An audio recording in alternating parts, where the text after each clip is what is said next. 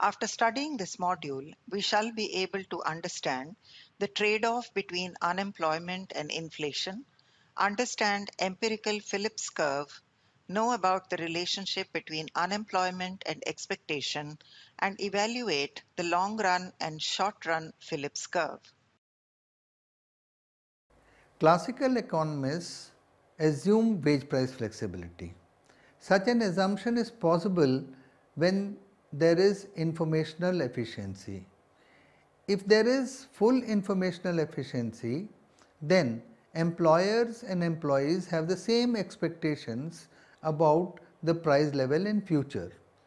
Under such a scenario, if there is a tendency of an increase in the price level in future, then the response of the money wage rate shall also increase. As a consequence, increase in money wage rate cannot bring additional employment in the economy because there is only an increase in money wage rate but not a corresponding increase in the real wage rate. Real wage rate is equal to money wage rate divided by price level. Wage price flexibility assumes that wages are perfectly flexible so as to maintain economy at full employment level. If there is a tendency of price level to increase due to increase in aggregate demand, thereby creating upward pressure on employment level, then money wage rate shall rise instantaneously so as to curb any additional employment. On the other hand, if there is a tendency of price level to decrease due to decrease in aggregate demand, thereby creating downward pressure on employment level, then money wage rate shall fall instantaneously so as to bail out any fall in employment level. The employment level can only be changed through changes in the real wage rate. Now, if the rate of change of money wage rate is equal to the rate of change of the price level as propounded by the axiom of wage price flexibility, then there would be no increase in the real wage rate. As a consequence, employment remains at the same level. Hence, there will be no trade-off between employment level and inflation as per classical economists. Classical economists assume that the economy shall always remain at full employment level. As a result, natural rate of unemployment is zero. However, neoclassical economists stressed that there will always remain some pure frictional unemployment in economy even at full employment level of output. This is known as natural rate of unemployment, and as natural rate of unemployment is not zero, so there is natural rate of employment which is different from full employment level. However, there are some stylized facts about the economy. These facts are: contrary to the notion of pure frictional unemployment, that is, natural rate of unemployment, it has been observed that in the long run, actual data shows that unemployment fluctuates more than what is expected due to frictional employment. Actual data shows that there is a systematic relationship between rate of change of wages and the rate of unemployment.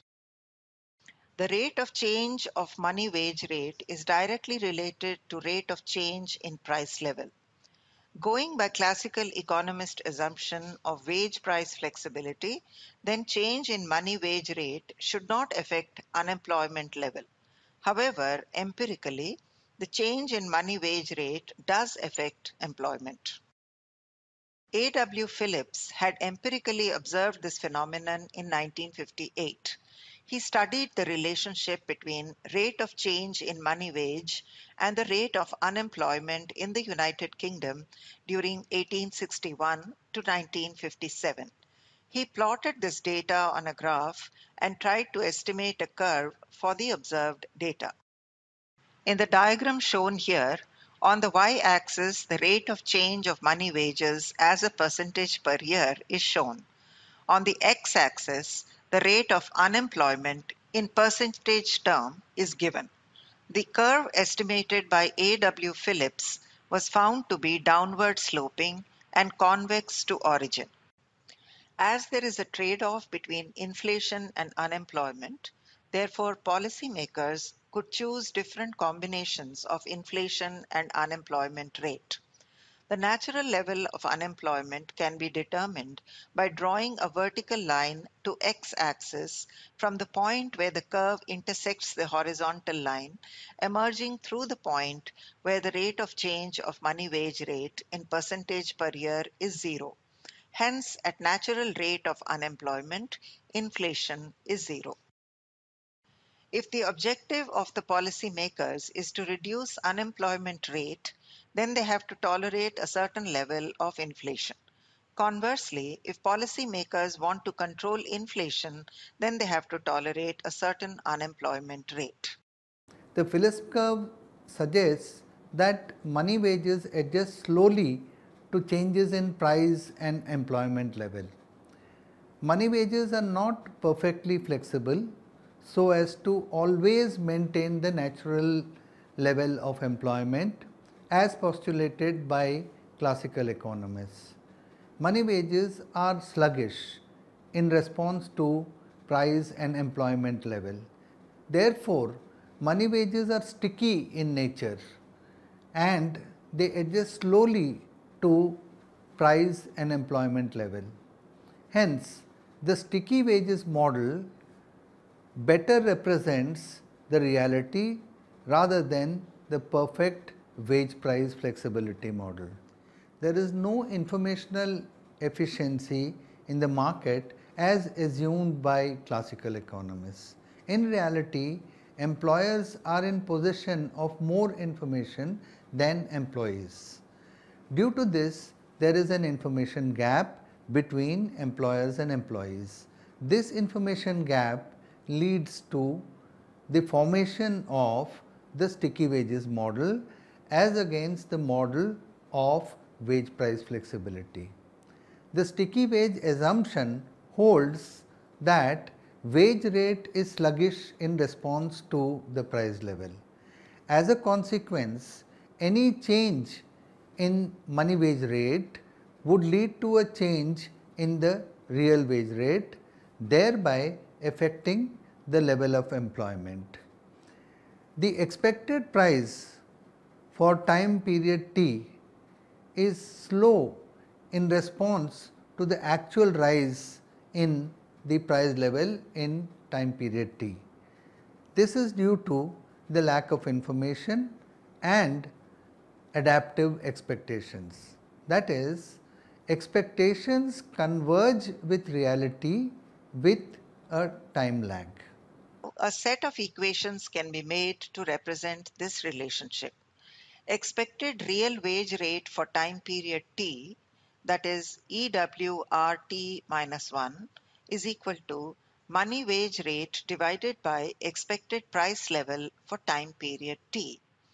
Actual real wage rate in time period T, that is WRT, is equal to money wage rate divided by actual price level in time period T. The difference between expected real wage rate and actual real wage rate is that the former is made in advance and there is a time lag between the expected and the actual real wage rate. Hence, expected real wage rate for time period T is made in time period T-1. For this reason, T-1 is added as subscript in expected real wage rate. Employment depends upon the relationship between expected wage rate for time period T and the actual wage rate in time period T. Employees who are in possession of less information make their decision on the basis of the expected real wage rate for time period T. However, employers who are in possession of more accurate information regarding the markets take their decision on the basis of actual wage rate in time period T. The actual real wage rate in time period T represents the equilibrium level of real wage rate at the natural rate of employment or the natural rate of unemployment, as may be the case. If there is no difference between expected real wage rate for time period t and the actual wage rate in time period t, then there shall be no impact on the employment level and the employment level shall remain at the natural rate of employment. However, if expected real wage rate for time period t and the actual wage rate in time period t are not equal, then there will be either an increase or a decrease in the employment level. For analyzing the variations in employment level, the given ratio will be useful. If this ratio is equal to 1, then there will be no increase in employment level. However, if this ratio is more than 1, that is, expected real wage rate for time period t is more than actual real wage rate in time period t, then there shall be increase in the employment level.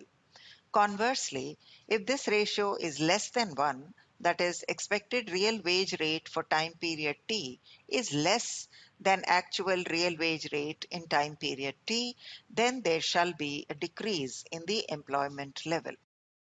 Now, the aforementioned relationship can be expressed in terms of employment and price level as shown here. Employment as given by E is equal to function of expected real wage rate for time period t divided by actual real wage rate in time period t, as expected real wage rate for time period t divided by actual real wage rate in time period t is equal to actual price level in time period t divided by expected price level for time period t. Therefore, employment is equal to function of actual price level in time period t divided by expected price level for time period t. Actual price level at time period t is equal to Pt minus 1 multiplied by 1 plus rate of inflation. Rate of inflation is equal to I is equal to, it can be measured through change in price level or change in money wage. Therefore, actual price level at time period t is equal to Pt minus 1 multiplied by 1 plus I. Expected price level for time period t is equal to Pt minus 1 multiplied by 1 plus expected rate of increase in price level.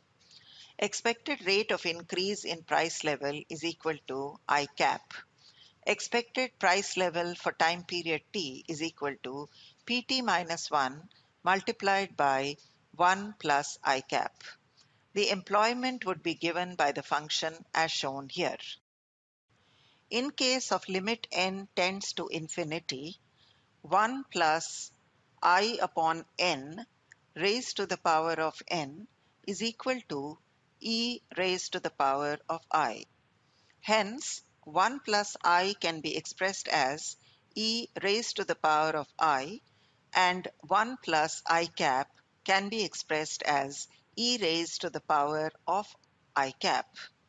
Therefore, employment given by E is a function of e raised to the power of I minus I cap. If a raised to the power of I minus I cap is greater than 1, then it implies an increase in employment level. However, if e raised to the power of I minus I cap is less than 1, then it implies a decrease in employment level.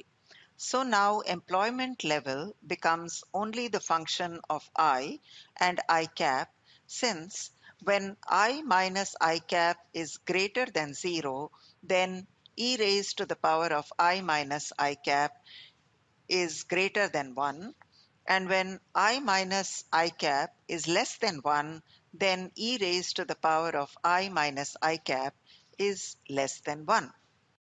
Therefore, E is equal to function of I minus I cap, and when I minus I cap is greater than 0, then employment level would be rising, And when I minus I cap is less than 0, then employment level will be declining.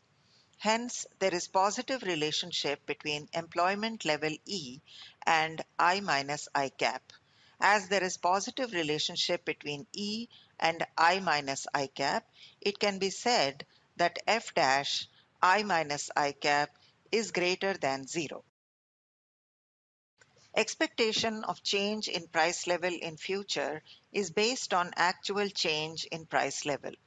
Expected change in price level converges with actual change in price level over time, but at impeding pace. Hence, there is time lag when expectation converges with actuality. This is the basic tenet of sticky wage price assumption. Hence, expected change in price level can be expressed as function of actual change in price level. In equation form, it can be represented as I cap is equal to G bracket I. Due to the axiom of sticky wages, delta I cap upon delta I or G dash is greater than 0 but less than 1. If G dash is equal to 0, then it implies downward rigidity of prices as propounded by Keynes. Downward rigidity of price implies that wages and prices do not change before full employment level. As there is no expectation of change in price level, therefore G dash is equal to 0. In an extreme case, when G dash is equal to 1, then it validates the assumption of wage price flexibility as held by classical economists. In such a case, there will be no change in real wages, and as a consequence, there will be no effect on employment level due to inflation. The axiom of sticky wages model holds that G dash is greater than 0, so there is no downward rigidity of price as emphasized by Keynes, and G dash shall also be less than 1 so as to invalidate the assumption of wage price flexibility. Hence, 0 is less than G dash is less than 1. Now again considering function E, that is, E is equal to function of I minus I cap. Delta E upon delta I is equal to F dash I minus I cap multiplied by 1 minus G dash.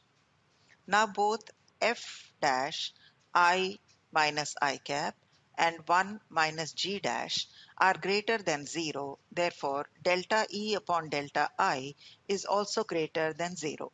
Hence, there is positive relationship between employment level and change in price level. Positive relationship means if there is rise in price level, then employment level also rises. And if there is decline in price level, then employment level also declines. N minus N star divided by N star. N is equal to actual employment level and N star is equal to natural level of employment. If N is greater than N star, then there is increase in employment level, and if N is less than N star, then there is decrease in employment level. On the basis of the above relationship, the level of unemployment can be expressed as follows. Unemployment level, that is U, is equal to N star minus N divided by N star is equal to minus N star divided by N star is equal to minus E. Delta U upon delta E is equal to minus 1. The relationship between unemployment level and change in price level can be expressed as du upon di. The value of du upon di can be determined by applying the chain rule as shown here.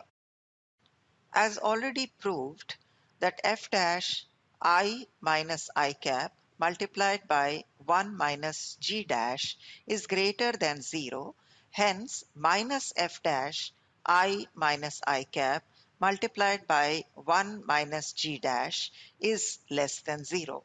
Therefore, delta u upon delta I is less than 0. Hence, there is negative relationship between the level of unemployment and changes in price level.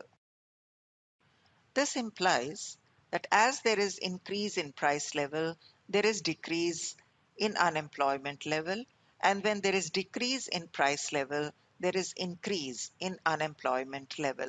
Due to this negative relationship, it is now evident that there exists a trade-off between unemployment and inflation.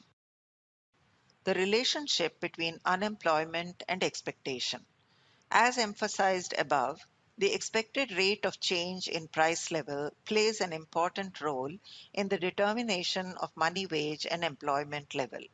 Now, for analyzing the role of expectations in determining the money wage and employment level, consider the relationships which have been already discussed. That is, delta U upon delta I is equal to minus F dash I minus I cap multiplied by 1 minus G dash. Consequently, delta I upon delta U can be expressed as follows. Delta I upon delta U is equal to 1 divided by minus F dash I minus I cap multiplied by 1 minus G dash is the function of actual rate of change in price level and has been previously shown through function I cap is equal to G bracket I. Now expectations can be high or low. It is pertinent to know how the increase in expectation affects unemployment level. For this, consider two functions. First function is I cap is equal to AI, and the second function is I cap is equal to BI. Now, 1 is greater than B, which is greater than A, which is greater than 0. This implies that in the first function, the expectation of increase in price level is low, and in the second function, the expectation is high. Now it is important to know how this would impact the Phillips curve. The impact on Phillips curve can be observed through the slope as shown below. Delta I upon delta U is equal to 1 divided by minus F dash I minus I cap multiplied by 1 minus G dash. G dash, that is delta I cap upon delta I, is equal to A in the first function, and in the second function G dash is equal to B. F dash I minus I cap and 1 minus G dash shall always remain positive as discussed. In the first function, both I cap and G dash are comparatively less than in the second function. As a consequence, delta I upon delta U of the first function is more than in absolute terms, that is ignoring the negative sign, in relation to delta I upon delta U of the second function. This implies that the curve relating to the first function would be flatter than the curve relating to the second function. In the diagram on the x-axis, unemployment rate is shown, and on the y-axis, the rate of change in money wage as a percentage is shown. The curve relating to the first function is flatter than the curve relating to the second function. It is already explained that so high expectation of change in price level has turned into actual inflation. Hence, high expectation of inflation works as a self-fulfilling prophecy, thereby resulting in high inflation. Thus, when expectation of change in price level in the economy is high, then the policymakers should be cautious while making a trade-off between inflation and unemployment, since low unemployment rate can only be achieved at a high level of inflation. In the long run, expectation converges with actuality. Thus, in the long run, the axiom of wage price flexibility validates itself, and as a consequence, in the long run, sticky wages model become redundant. As in the long run, there is perfect flexibility of wage and price, so the rate of change of money wage does not have any influence on employment level. Now consider the function I cap is equal to G bracket I. In the short run, when sticky wages model holds, 0 is less than G dash is less than 1. However, in the long run, when expected change in price level is equal to actual change in price level, then G dash is equal to 1. Now, taking the value of G dash is equal to 1, then the slope of long-run Phillips curve can be determined as delta I upon delta U is equal to 1 divided by minus F dash I minus I cap multiplied by 1 minus G dash. Now with G dash is equal to 1, the value of delta I upon delta U shall approach to infinity, since 1 minus G dash shall become 0. Hence the Phillips curve in the long run becomes vertical to the x-axis.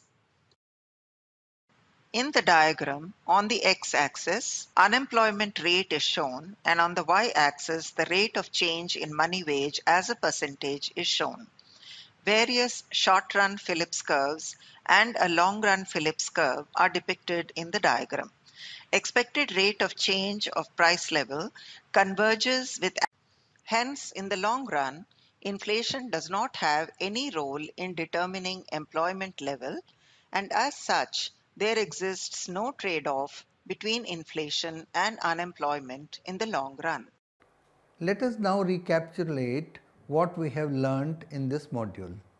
In this module, initially, the relationship between inflation and unemployment as studied by A.W. Phillips in 1958 was discussed.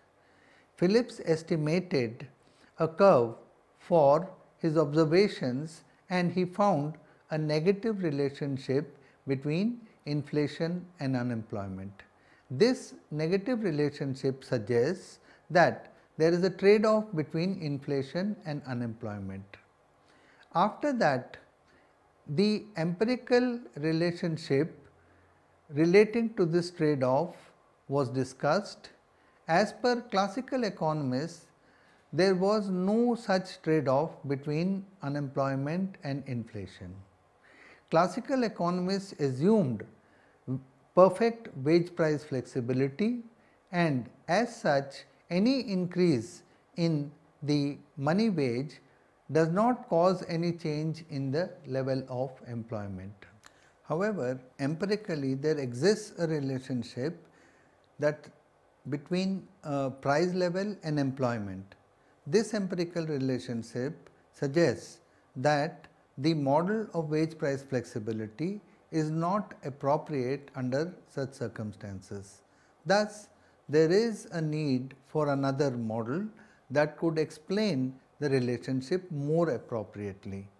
The model for explaining this relationship is the sticky wages model. The sticky wages model is based on the fact that expected rate of change in price level is different from the actual rate of change in the price level. The expected rate of change in the price level is always less than the actual rate of change in the price level. As a consequence, if there is any increase in money wage, then employees mistakenly believe that their real wage has gone up, and due to this belief that their real wage has gone up, there is an increase in the labor effort. This results in the increase in the level of employment when employment is being measured in terms of hours of work.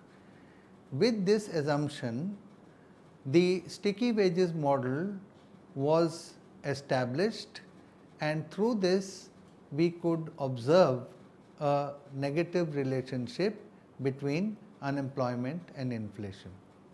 Thereafter, the relationship between unemployment and expectation is discussed. If expectations are high, then the Phillips curve is steeper than in the case where expectations are low.